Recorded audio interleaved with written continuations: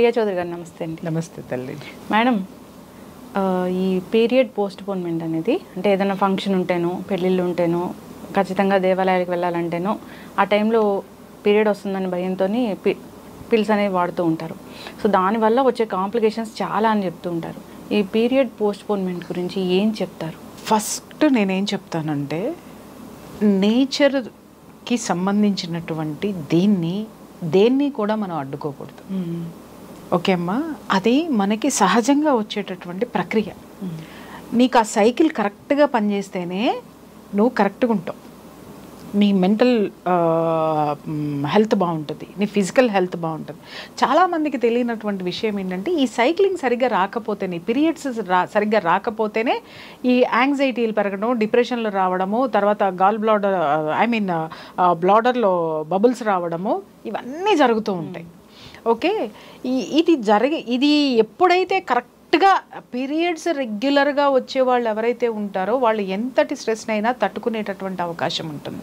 Periods రెగ్యులర్గా వచ్చే వాళ్ళ హెల్త్ చాలా బాగుంటుంది. దీన్ని ఆ రెగ్యులర్ ప్రాసెస్ జరిగితేనే ఒక ఉమెన్, ఒక లేడీ, ఒక గర్ల్ చాలా ఆరోగ్యంగా ఉంటారు, పీస్ ఆఫ్ మైండ్ తోటి ఉంటారు. ఎందుకంటే ఆ సైకిల్ ఒక్కటే మన శరీరంలో ఉన్నటువంటి మెటబాలిజం సిస్టమ్ దగ్గర నుంచి అన్నిటిని కరెక్ట్ చేసుకుంటూ వస్తుంది. అది కరెక్ట్గా వస్తుందంటే మనం ఆరోగ్యంగా ఉన్నామని అర్థం. అది ఆగిపోయింది అంటే, ఇప్పుడు మీరు అన్నారు కదా, ఆగిపోవడానికి టాబ్లెట్స్ వేసుకుంటున్నారు అని. అది ఎలా అంటే, బఠానీలు బఠానా వేసేసుకున్నట్టు పోసేసుకుంటున్నారు నోట్లో. ఎంతమందిని చూశానంటే, విపరీతంగా ఒకరింట్లో బాగా పూజలు జరుగుతూ ఉంటాయి, విపరీతమైనటువంటి పూజలు. ఒకరోజు ఈవిడింట్లో జరిగితే, ఒకరోజు బాబాయ్ ఇంట్లో, ఒకరోజు వాళ్ళ ఇంట్లో, వాళ్ళకి అందాన్ని పెద్దది పెళ్ళిళ్ళు, పేరెంటాళ్ళు. నాకు తెలిసి సంవత్సరంలో కనీసము ఒక 5-6 సార్లు వింటాను, నేను డేట్ రాకుండా వేసుకున్నాను, తల తిరుగుతుంది, అది ఇది అని చెప్పేసి అని. చివరికి ఆ పర్సనాలిటీకి వచ్చినటువంటి ప్రాబ్లం ఏంటంటే క్యాన్సర్ వచ్చింది, గర్భసంచిక క్యాన్సర్ వచ్చింది. ఏంటి అనంటే, ఈ టాబ్లెట్స్ వేసుకొని దాన్ని ఆపడం వల్ల ఈ టాబ్లెట్స్ సైడ్ ఎఫెక్ట్స్ కూడా ఒక కారణము, మేజర్ కారణం. అది నువ్వు సహజంగా ఇప్పుడు నీకు other side of the coin చెప్తా. చాలామంది కూడా, ఇప్పుడు మీరు గైనకాలజిస్ట్ దగ్గరికి వెళ్ళండి, పీరియడ్స్ ఇర్రెగ్యులర్గా వస్తున్నాయని వెళ్ళేవాళ్ళు ఉంటారు. ఇక్కడేమో రెగ్యులర్గా వచ్చేవాళ్ళేమో పెళ్ళిళ్ళు, పేరెంటాళ్ళు, ఇంకొకటి అని చెప్పేసి అని పిలిచేసుకుని ఆపేస్తున్నారు. పీరియడ్స్ రెగ్యులర్గా రావట్లేదు, నాకు రెగ్యులర్గా వచ్చేటటువంటి వైద్యం చేయండి అని చెప్పేసి అని ఆయుర్వేదమా, హోమియోపత, అల్లోపత, ఇంకోపత, ఆపత, ఈ పత వాడే వాళ్ళ సంఖ్య ఎంత ఉందో ఒకసారి చూడండి. వాళ్ళని చూసి మీరు నేర్చుకోండి. పీరియడ్స్ రాకపోవడం వల్ల వచ్చేటటువంటి సమస్యలు ఏంటి బాడీలో, రాని వాళ్ళని అడిగితే తెలుస్తుంది. వచ్చే వాటిల్ని మీరు ఆపుకొని మరీ కూర్చుంటున్నారు. ఇక్కడ 2 విషయాలు. పెళ్లి కూతుళ్ళ విషయంలోనండి, పెళ్లి ముహూర్తం ఉందనగా డేట్ వస్తుందండి అని చెప్తారు. మీరు ఫస్టే బ్రాహ్మణుడికి చెప్తే, ఏమండి అమ్మాయి డేట్లో ఉంది అని చెప్తే, ఆ క్రతువు ఏదైతే ఉందో, పూజ పునస్కారాలు ఏవైతే ఉన్నాయో వాటిని మినహాయించి ఆయన చేయవలసింది చేస్తాడు. ఓకే, లేదు ఆ డేట్ వస్తుంది, అమ్మాయికి డేట్, మీరు ముహూర్తాలు పెట్టుకునే ముందు అమ్మాయి డేట్ గురించి ఆలోచించరా? ఇక్కడ ఏంటి, బ్రహ్మాండమైన ముహూర్తం ఉందని ముహూర్తానికి వాల్యూ ఇస్తారు, కానీ ఇక్కడ ఆడపిల్లకి సంబంధించినటువంటి డేట్స్ గురించిన ప్రస్తావన ముఖ్యంగా ఉండాలి. మీరు ముహూర్తాలు పెట్టుకునేటప్పుడు ఆ అమ్మాయి డేట్లో ఉందా లేదా, లేదు. ఇంకొక వాళ్ళకి, కొంతమంది పిల్లలకి ఏమవుతుందంటే టెన్షన్, స్ట్రెస్ ఎక్కువ పెట్టేసుకుంటారు పెళ్ళి అనగానే, ఆ టైంకి వచ్చేస్తుంది అనమాట. సో దానికి ఏం చెయ్యాలి అనేటటువంటిది ముందే బ్రాహ్మణుడిని అడిగితే ఆయన చెప్తాడు. అమ్మ ఆ టైంకి ఒకవేళ పాపకు వస్తే ఏంటి ప్రత్యామ్నాయాలు ఏంటి అని అంటే, ఆయన ఏదో ఒకటి చెప్తారు వాళ్ళకి. ఎందుకంటే శతకోటి దరిద్రాలుగా అనంతకోటి ఉపాయాలు ఉన్నాయి. మీరు అవి వదిలేసి మీ సొంతంగా అవి ప్రివెంట్ చేసేది ఉంది, వాయిదా వేసేది, పోస్ట్పోన్ చేసేటటువంటిది ఉంది కదా అని చెప్పేసి అని మీరు బఠానీలు మింగినట్టు మింగితే ఎన్ని ప్రాబ్లమ్స్, ఎన్ని గైనిక్ ఇష్యూస్ వస్తాయో తెలుసా. ఇంకొకటి ఏంటంటే, బలవంతంగా అది ఆపటం వల్ల వచ్చేటటువంటి సమస్యలతోటి మెయిన్ వచ్చేటటువంటిది డిప్రెషన్, యాంగ్జైటీ. హార్ట్ బీట్ విపరీతంగా కొట్టుకుంటుంది వాళ్ళకి, విపరీతమైన స్ట్రెస్లో ఉంటారు వాళ్ళు. ఎప్పుడూ కూడా ప్రకృతి సహజ సిద్ధంగా మన శరీరంలో జరిగేటటువంటి వాటిని ఆపద్దు, సహజంగా వచ్చేదాన్ని రానివ్వండి. ఇంకొకటి, దేవుడు ముందు కూర్చోకూడదు, దేవుడి దగ్గరికి వెళ్ళకూడదు, పూజలు చేయకూడదు, ఇవన్నీ చెప్తున్నారు. ఇంకొకటి ఏంటంటే, నాకు ఒకరు చెప్పినటువంటి, ఒక గురువు చెప్పినటువంటి విషయము, ఇది నీ శరీరంలోనిదే కాబట్టి నీ ఇంట్లో ఉన్నటువంటి క్రతువులకి ఏమాత్రము అడ్డం రాదు. ఇప్పుడు నేను ఇందాక చెప్పా పెళ్లి ఉంది, అది ఆమె శరీరంలోది, అది ఆమెకి సంబంధించింది.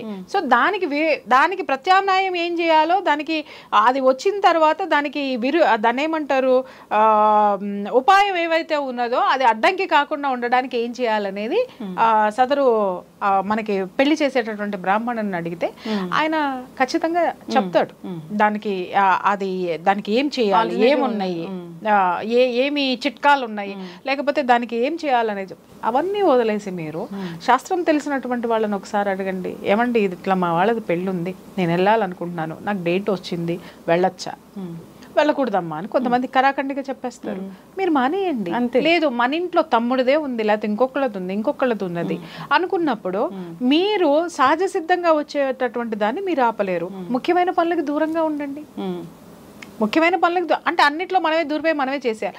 ఎలాగండి నేను లేకపోతే అసలు అక్కడ అస్సలు అవ్వదండి అంటారు. దానంత పిచ్చితనం రెండోది ఉండదు. ఏంటంటే అయ్యవారా లేరు కదా అని అమావాస్య ఆగదనే సామెత 100% ఉంది.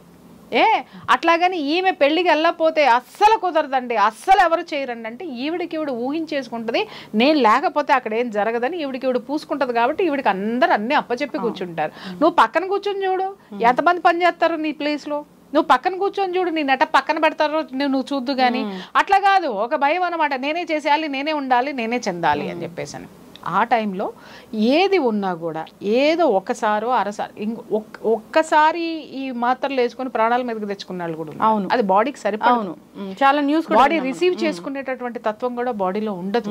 అవన్నీ ఆలోచించాలి. మార్కెట్లో దొరుకుతున్నాయి కదా. ఇక్కడ ఉన్నటువంటి మైనస్ ఏంటంటే ನಮ್ಮ ఇండియాలో చాలామంది ఆలోచించేది డాక్టర్ దగ్గరికి వెళ్ళాలంటే 100 ఫీజులు కట్టాలి కాబట్టి మెడికల్ షాప్లోకి వెళ్తే రూపాయికో 10 రూపాయలకో మెడిసిన్ వచ్చేస్తుంది. అది తీసుకొని వేసేసుకోవడం అనేది అంటే మనకి సొంత వైద్యం అనేది చాలా మటుకు అలవాటు అయిపోయింది.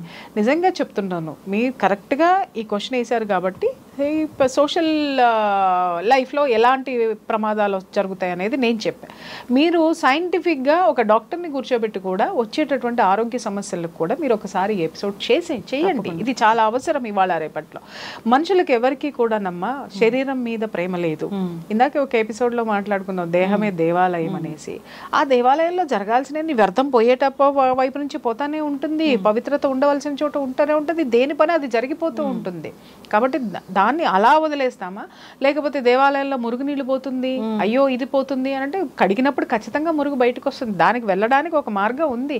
ఆ మార్గం వైపు మనం పోవు, అది పక్కనే ఉంటుంది. దాని పని అది చేసుకుంటూ పోతుంది. భగవంతుడిని చూడడమే నువ్వు చేయాల్సింది. నీ శరీరాన్ని సక్రమంగా పెట్టుకో, దేని పని దాన్ని చేసుకుంటేనే నీ శరీరం ఆరోగ్యకరంగా ఉంటుంది.